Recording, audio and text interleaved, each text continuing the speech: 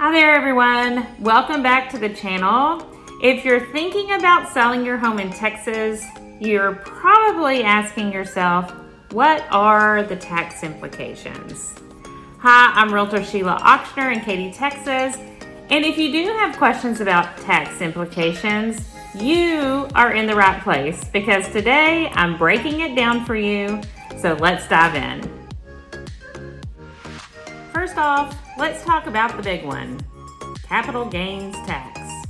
In Texas, as in the rest of the U.S., when you sell your house, you might have to pay capital gains tax on the profit you make from the sale. But don't panic just yet. There are some significant exclusions to be aware of. If the house you're selling is your primary residence, you could qualify for what's called the Primary Residence Exclusion.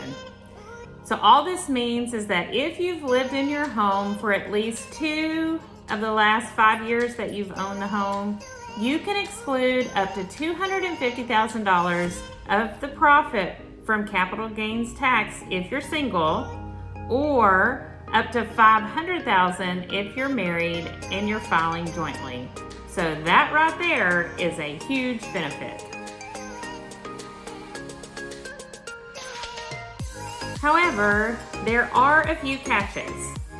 You can't have used this exclusion on another home sale in the past few years, and the home must be your primary residence for the 2 years that you're claiming. Also note that the 2 years don't have to be consecutive.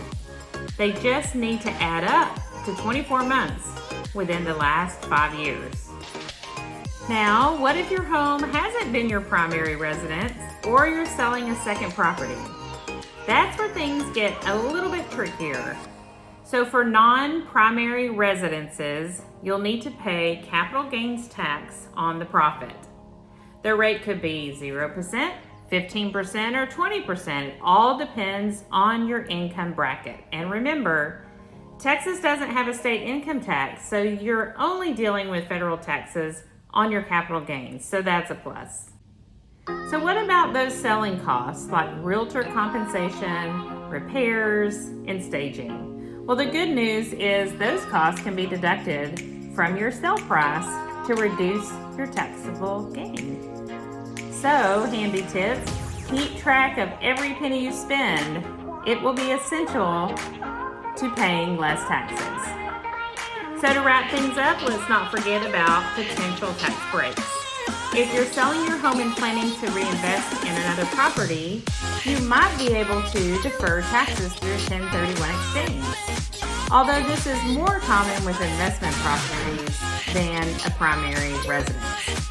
You'll definitely want to talk to your tax advisor to find out what's best for you.